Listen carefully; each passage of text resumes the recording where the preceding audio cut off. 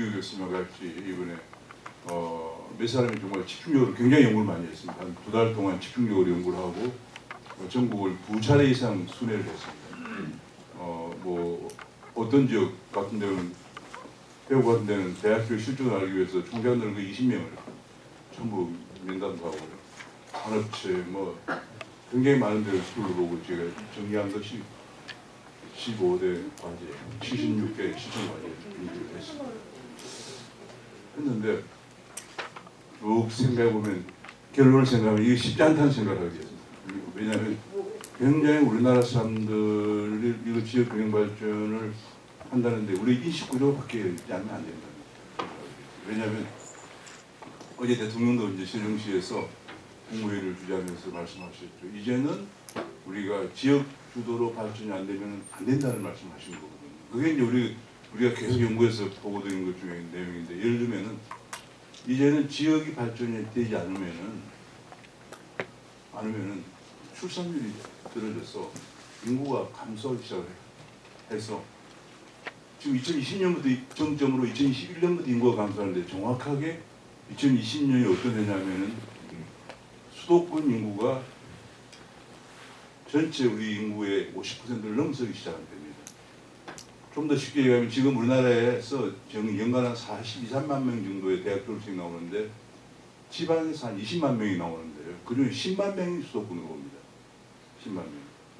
이거 왜 오느냐? 지방에 저희가 이번에 대구, 부산, 광주 사방 다니는데 지방에는 청년들이 가고 싶은 일자리가 없습니다. 예를 하나 들면은 SK 하이닉스 공장을 처음에 구미에 지으려고 했어요. 그 반도체 공장 하나 지으면은 협력업체가 한 50개가 따라옵니다. 완전 반도체 컴플렉스가 형성이 되는데요. 구미에 지으려고 한 이유가 구미 공단이 비어있기 때문에 땅을 무상으로 10년간 제공한다고 구미시에서 제안을 했습니다. 굉장히 큰 거기 때문에 지으려고 했는데 가장 큰 문제가 뭐냐? 대구에 대학이 20개가 있는데 인력 공급이 안 됩니다. 반도체 전문가 학생이 청년이 없는 거예요. 대학 20개가 있는데도. 그래서 그 대구 지역 대학 총장들 20명을 면담을 한 거예요. 해본 결과 어떤 결론이 나왔느냐? 지난 14년 동안 반값 등록금을 했기 때문에 대학 재정이 완전 피폐해 있어요. 그 광주대학은 잘 모르겠는데 영남대학이 대구에서 굉장히 재정이 괜찮다고 해서 영남대학을 직접 방문해서 가보고 김영대학도 가봤는데 다 학교 재정이 반값 등록금으로 너무 피폐해서 반도체를 가르칠 교수를 초빙할 수 없다. 그러나 첨단 반도체를 가르치려면 지금 굉장히 우수한 해외에서 정말 공부한 사람을 해야 되는데 그런 사람이 올 수가 없는 월급을 가지고 책을 갖고 있다 하는 게 가장 큰 문제였습니다. 그래서 SK 하이닉스가 구미에 10년간 무상 토지를 제공받는다고 한 것을 해도 포기하고 기형에다가 지키고 결정을 내린 겁니다. 그 다음에 제가 또 한 가지 부산에 갔는데 부산에 어떤 전기차 만드는 회사의 회장님하고 얘기를 해보니까 부산에서 이게 첨단이기 때문에 연구를 많이 해야 돼요. 그래서 한 연구 인력을 한 300명을 구하려고 했는데 부산 지역은 대학이 더 많아요. 한 25개 정도예요. 그런데 그 전기차를 첨단 인력을 연구할 학생을 구하지 못했다.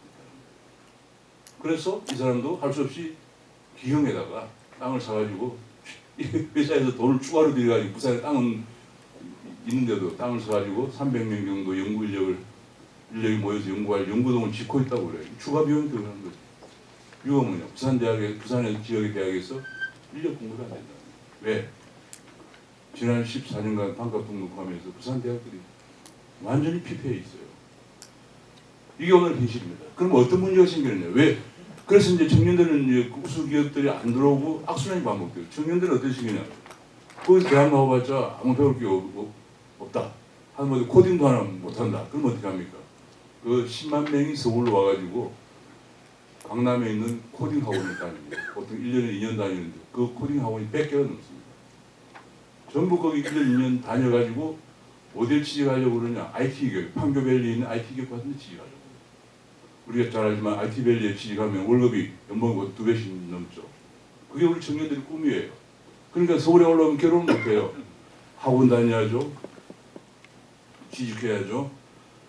또 학원 비용도 마련해야죠. 뭐 당원 전세값도 준비를 해야죠. 그렇게 결혼 못해요. 그래서 출산율이 작년 기준으로 하면은 전국에 0.81 가임 여성이 낳는 자녀의 수가 합계 출산율. 근데 서울은 0.63입니다. 작년에. 근데 이번에 전국 0.75로 떨어졌기 때문에 아마도 서울은 0.5까지 떨어졌을 거예요. 왜냐하면 지방에서 올라온 그 10만 명씩 올라오고 서울은 수도권에 한 20만 명 졸업하고요. 10만 명 올라오는 청년들 전부 다 학원에서 코딩을 배우고 있는 실정입니다. 지금. 그럼 우리나라 이번에 엊그제 그 인공지능 인력 양성한다고 해서 이제 뭐 10만 양병설 뭐 이런 소리 하면서 코딩을 가르치는다. 초중고학교. 영국은 뭘 10년 전부터 초등학생 때부터 코딩을 가르치고 10년 전부터. 근데 카메론이라 여러분 들어봤을 거예요. 카메론이라 유명한 영국의 40대 수상이 등장해서 한 얘기가 뭐냐. 이제 코딩은 제2의 영어다. 그래서 한마디로 그냥 선언하면서 그때 그 유명한 교육장관이 초등학생들 가르치기 시작한 지 10년이 넘었습니다. 지금 우리가 가르치려고 이제 하니까 또 어떤 문제가 봉착되느냐. 아까 대학에 교수가 없는 건 말을 못하고 초중등학교에 그걸 가르칠 교사가 없는 거예요. 또. 교사는 또 어디에 있느냐. 학원 같은 데 있어요. 그런데 그 사람들은 교사 자격증이 없는 사람들. 우리나라는 또 교사 자격증이 없는 아무것도 못해요. 제가 아는 어떤 서울에 있는 유명한 국제중학교 교장 선생님이 학생들에게 굉장히 우수한 음악을 가르치려고 줄리아드 음대에 나온 선생을 어렵사리 불러다가 피아노를 가르쳤더니 교육청에서 금방 연락 왔어요. 교사 자격증이 없는 선생의 가르침은 수업일수로 인정이 안 되는 거 아시죠? 딱 연락이 왔어요. 그러니까 지금 코딩을 가르치려고 하는 전국의 정보 가르치는 교사가 초중등학교 교사에 거의 없는 편입니다. 그럼 뭐 가르치면 못해요. 왜냐하면 그동안에 사범대학이나 교육대학에서 그런 걸 안 가르치기 때문에 그렇습니다. 이 문제를 해결하려면은 교직 문제도 해결해야 되고 또 반값 등록금 문제도 해결해야 되고 여러 가지 그런 문제 해결되는데 돼야 되는 겁니다. 근데 그게 지금 우리나라에서 가능합니까? 지금 오늘 후보가 나와서 이거 내년부터 대학 등록금 자유로 한다 그러면 표가 나오겠습니까? 우리나라에 굉장히 제가 아까 쭉 토론하시는 들으면서 우리나라에 너무너무 앞으로 이게 지금 이런 거 좀 힘들겠다는 생각이 들어요. 이 추진체계의 문제가 아니에요. 국민들의 인식이 그래요. 부담은 아무도 안 하면서 내 아들이 대구에서 좋은 공장에 다니고 부산에 좋은 공장 여기 또 여기 세종이죠. 세종에서 대전에 좋은 공장에 다니고 싶은데 기업이 들어서지를 못해요. 왜? 여기 우선 학생이 나오질 않고 학생을 가르칠 교수가 없기 때문에 또 초중등 학생들이 코딩을 배우고 그런 걸 정보 기술을 배울 시스템이 안 되어 있고 지금 우리는 그거는 그냥 뭐 자유민주의 자유를 넣어야 되느냐 빼야 되느냐 뭐 북한이 남침이냐 우리가 북침이냐 뭐 그런 가지고 교수 가서 지필 논쟁이 벌어지고 있는 상황 아닙니까? 그러니까 이게 우리 실제 현실하고 너무 차이가 있는 거예요. 제가 정부를 이번에 2달 동안 이규 교수님하고 대부분 두 번씩 돌았는데요. 절망을 했습니다. 지방대학이 굉장히 많은데 그 대학에서 땅을 무상으로 준다고 해도 학생을 키워내지 못해서 공장에 들어갈 수가 없으니까. 그래서 나온 게 제가 낸 것이 이걸 정말 굉장히 많은 논의를 거쳐 낸 것이 지방에도 판교밸리 같은 걸 만들어줍니다. 판교처럼 크지는 않겠지만 작은 판교밸리 같은 걸 만들자. 그게 분권 혁신 특구라는 거예요. 아까 그 부울경 메가시티가 왜 안 됐냐면 그런 건 없이 안건은 없는데 빵만 만들 자기들 행정통합하자고 그러니까 지도이사 3명이 뭐야 내가 잘못하면 떨어질 줄 모르니까 안 하려고 그러죠. 자기가 좋은 자리가 있는데 지금 국회의원 지역구 조정하는 것도 엄청 힘들어요. 근데 시도지사 3명 모여가지고 앞으로 1명 뽑겠다고 그러는데 2명이 찬성합니까? 부산시장 외에는 아무도 찬성 안 해요. 부산시장 인구가 많으니까 될 거 없거든. 그럼 그걸 어떻게 해야 되느냐? 거기에 부울경에다가 그런 행정통합을 하든지 말든지 중요한 게 아니에요. 거기에 경제적 통합이 되도록 판교밸리 같은 특구를 하나 만들자. 그럼 어떻게 어디다 만들까? 그러면 이제 우리 생각으로는 그때 우리 이규 교수님하고 저하고 많은 논의를 하고 또 둘러보고 했지만 대구에 가면 디지스트라고 있어요. 전국에 카이스트 같은 대학이 5개 있습니다. 그거는 교육부 산하가 아니고 과기부 산하라서 연간 300억씩 지원을 받고 있습니다. 방대는 얼마나 지원받는지 모르겠는데 하여튼 300 지원받는 소소나카페 게 입주자 대표연합회 김동수 부회장, 바람마을 5단지 입주자 대표 예, 뭐 하여튼 제가 빨리 끝내라고 하는 것 같아요. 그래가지고 이제 그런 게 대학이 5개 있어요. 대전의 카이스터, 대구의 디지스터, 울산의 유미스터, 광주의 지스터, 동양, 뭐 홍대 5개 있는데 거기는 300억씩 지원받으니까 굉장히 우수한 인력을 양성해내는데 제가 너무 실망을 한 것은 그 대학들을 제가 또 둘러봤죠. 총장대로 민담대학, 학생대로 민담대학 해봤는데 거기에 나온 학생들은 전부 지방에 있질 않아요. 대구의 디지스트에 나온 학생들은 전부 서울로 올라와 버려요. 서울 월급 많이 주니까. 그리고 대구에 취업을 기회가 없다. 예를 들면 대구 디지스트에 갔는데 그 자동차 전기 자율주행차를 연구하는 걸 연구하는 센터가 있어요. 거기 우수한 애들이 월급 학생 때부터 뭐 그 월 용돈을 받으면서 공부하니까 그런 거 내는 정도가 아니고 안 내는 건 말할 것도 없고 하니까 뭐 그 우수한 학생들이 오는데 정부에서 모여야 되는데 끝나고 대구에 남아있는 학생은 10명도 안 되죠. 이 시대에 뭔가 잘못되어 있다는 거예요. 그래서 우리가 생각한 것이 뭐냐면 이제 그 지역에 그 예를 들면 대구에 이제 디지스터, 울산의 유미스터, 뭐 또 포항에 포시대 뭐 있잖아요. 그 중간쯤에다가 판교밸리 같은 우리가 이제 이름을 짓기를 뭐 이름이 너무 어렵게 됐나 봐요. 이것을 꿈꿔 시특관이 잘 모르는 것 같아요. 차라리 IT밸리 했으면 모르겠어요. 그래서 그걸 만들어서 거기에 취직하게 하고 회사들을 거기에서 들어가는 처음에는 힘들어요. 어떻게 하냐면 처음에는 우리 생각으로는 계약학과를 만들어서 거기에 들어오는 기업에 취업하도록 처음 몇 년 힘들겠지만 예를 들어서 전기차 공장이 부울경 IT 특구에 들어온다. 아니면 반도체 공장에 들어온다. 그러면 그 학생은 거기 나오는 대학들에서 300억이면 적은 돈이 아니에요. 그런 돈을 지원받은 학생은 반드시 거기에 취업을 해야 한다. 의무조항을 따라서. 근데 그걸 누가 하느냐? 그걸 도지사가 하게 이랬다. 교육부 하니까 그게 안 돼요. 그래서 도지사한테 교육권을 대폭된다는 그런 얘기인데 지금 도지사들이 그걸 이해를 하고 있는지 그건 모르겠는데 우리가 그걸 공부를 시키려고 그래요. 도지사들 앞으로 권한을 주면은 그 재정을 자기 도에 꼭 지어야 할 공장. 여기 보면 대구는 뭐 흔히들 홍준표 시장이 맨날 얘기하고 뭐 대구가 자동차 부품의 뭐 중심지다 그래. 그럼 자동차 부품 회사에 취직하도록 우리가 돈을 디지스 같은 데 돈을 지원하면 그 학생한테 처음에 이제 그렇게 해서 점점 커지면 그것이 하나의 클러스터가 IT밸리 같은 게 될 거잖아요. 그런 거를 이제 부울경제 하나, 그 다음에 호남권, 광주 전남권에 하나, 충청권에 하나, 뭐 이렇게 해서 4개를 만들면은 수도권에 있는 IT밸리하고 대항이 되어서 경쟁이 되어서 조금 지방생들이 서울로 들어오지 않겠느냐 그런 생각을 하게 됐어요.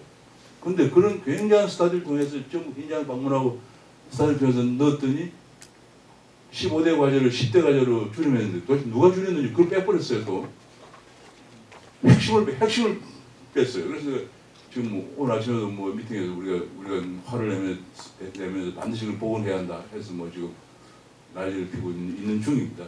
예를 들면 그런 식으로 해서 이제 앞으로 지역균형 관리 해야 된다 하는 거 하나. 그다음에 이제 중요한 게 하나가 저는 영국에서 공부를 하고 독일에 경제연구소에 근무를 했어요. 우리 이규 교수님 또 독일에서 공부를 해서 서로 잘 통한되게 독일은 가장 잘된 세계에 잘되는 품권 국가죠. 제가 독일에서 가장 감명받은 변화는 영국도 마찬가지인 거예요. 미국도 마찬가지고 인사제도가 바텀업입니다. 이게 제가 미넨에 있었는데 미넨은 바이에른 란데스방크라고 있어요. 바이에른 주은행이죠. 바이에른 주은행에서 일을 잘해가지고 총재가 되면 프랑크푸르트에 있던 연방은행 본데스방크라고 그러죠. 본데스방크의 이사가 자동됩니다.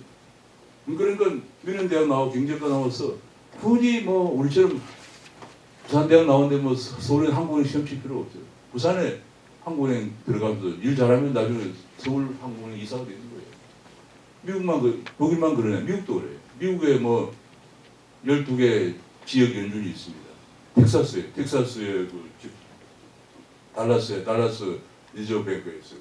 텍사스 대학 나온 사람은 달라스 주은행에 들어가면 나중에 일 열심히 잘해서 총재가 되거나 그러면은 자동적으로 와싱턴에 있는 페더럴 리저브뱅크 이사가 됩니다. 인사가 바텀업이에요. 바텀업이니까 지방에 있는 사람들이 전부 중앙에 안 가도 돼요. 우리는 어떻게 하냐면 서울에 있는 한 과장쯤 되면 과장 고천 되면 지방에 국장으로 내려와요. 그러니까 전부 지방에 있어갖고는 출세를 못해요. 전부 서울에서 오는 사람 쳐다봐요. 서울 오는 사람들은 지방 일을 열심히 하지도 않아요. 1년만 있으면 서울도 올라가려고 생각하고. 새만금이라고 해서 전라북도에 있습니다. 그게 지금 35년째 방주에 쌓아놓은 지 35년째 지금 놀고 있어요. 말도 안 되는 현상이 벌어지는 거예요. 그럼 쌓지 말아야지. 그래서 저희가 이제 그걸 2번이나 불러보고 대통령이 보고를 드렸습니다. 이건 노리면 안 됩니다. 이걸 지금 이거 쌓을 때는 중국의 상해 국제금융도시는 생기도 안 할 때고, 근데 상해 국제금융도시 엄청나게 커졌잖아요. 우리는 지금도 우리처럼 지금 여기 그러고 있어요. 그런데 거기에 새만금 개발청이라고 있어요. 그 다음에 새만금 개발 무슨 공사라고 또 공공기관이 되는데 각각 150명씩 직원이 있어요. 청장은 1급인데 가봤더니 기획재정부에서 고참국장 언제나 그 1급으로 내려와요. 그리고 1년만 있으면 올라가니까 언제 올라가나 그것만 쳐다보고 아무것도 안 해요. 300명이 그러고 앉아있어요. 제가 가보면 그래서 이거 왜 그런 사람을 뽑습니까? 전라북도 새만금에 가장 전문가를 뽑았어. 그 사람이 몇 년간 거기서 새만금을 개발하게 해야죠. 그리고 그 사람이 잘하면 기획재정부 장관으로 올라가고 바텀업이 돼야죠.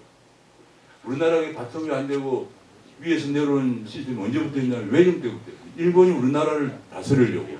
일본의 사무관이 우리나라 시장 군수로 온 거예요. 나이 20대밖에 안 되는 사무관이 시장 군수로.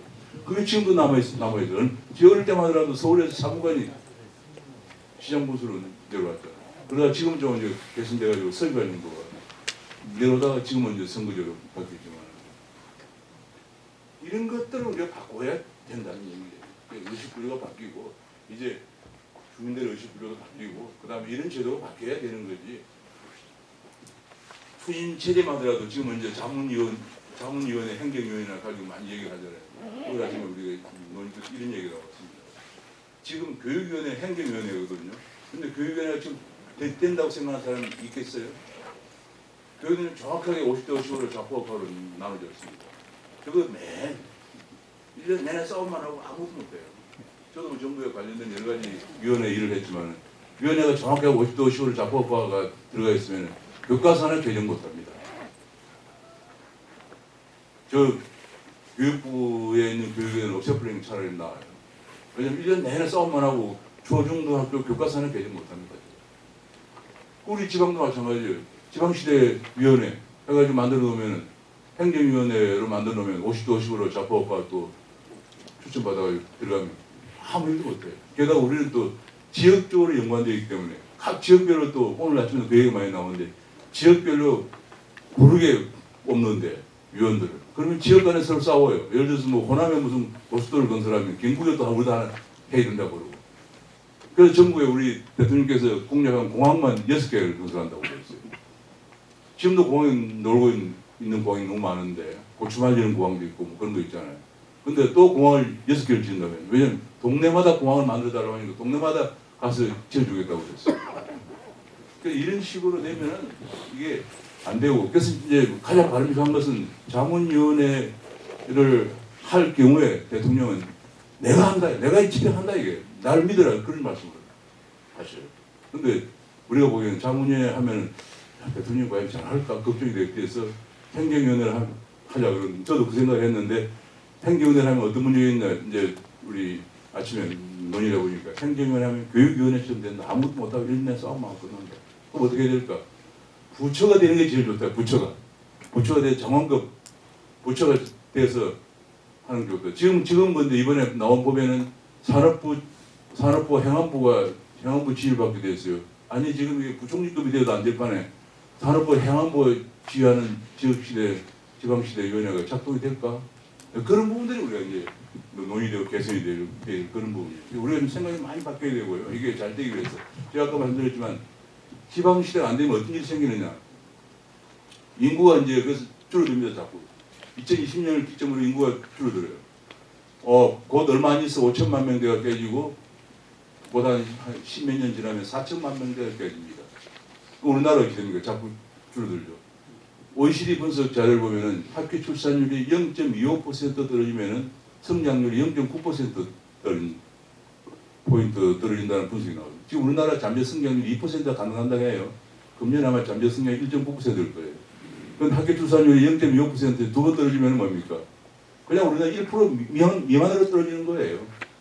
1% 미만 성장률이라는 게 뭐냐? 성장 안 되는 겁니다. 그건 대체 투자라고 그래서 공장에 있는 기계들 마모된 거 대체하는 수준에 그치는 거예요. 그래서 일본이 20년간, 1992년부터 20년간 잃어버린 20년 동안 0.73% 성장을 했습니다. 예, 그렇죠. 그래서 이제 제가 다 요약을 다 설명을 드렸어요. 그래서 이제 지방시대가 제대로 안 되면은 우리 나라가 추락할 수밖에 없다 하는 게, 그래서 이걸 반드시 해야 되는데, 해야 되면 어떻게 해야 되느냐?